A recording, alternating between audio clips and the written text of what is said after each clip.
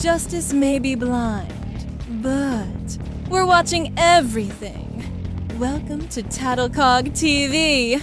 Axel Fume here, broadcasting live for TattleCog TV, where today's headlines arrived with a little more delivery than expected.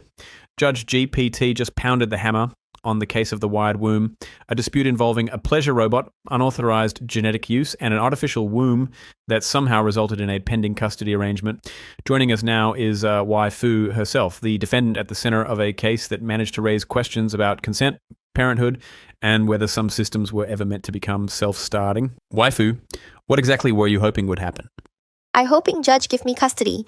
Baby already almost here. I assemble genome. I build incubation chamber. I do all work. Very difficult project. Then everybody acts surprised when I ask to keep final product.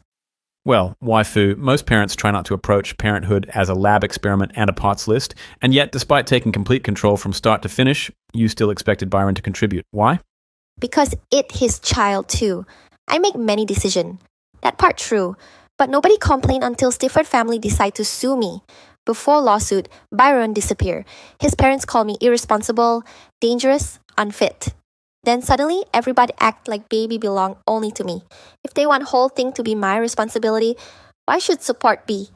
Well, that's certainly one way to process a breakup. Most people settle for a rebound relationship. You assembled a replacement family. Maybe, but everybody want credit for participation. Nobody want invoice for responsibility.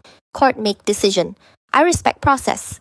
Appeals is also process. And there she goes, Fu, proof that just because you can engineer a solution doesn't mean you've solved the problem. Joining us now, today's prevailing parties, the Stiffords.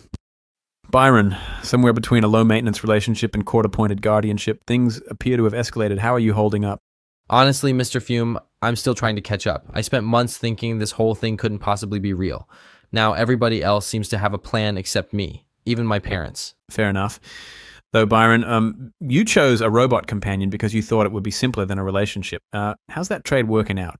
At this point, both options seem pretty complicated. I spent a lot of time looking for the easy setting. Turns out there isn't one.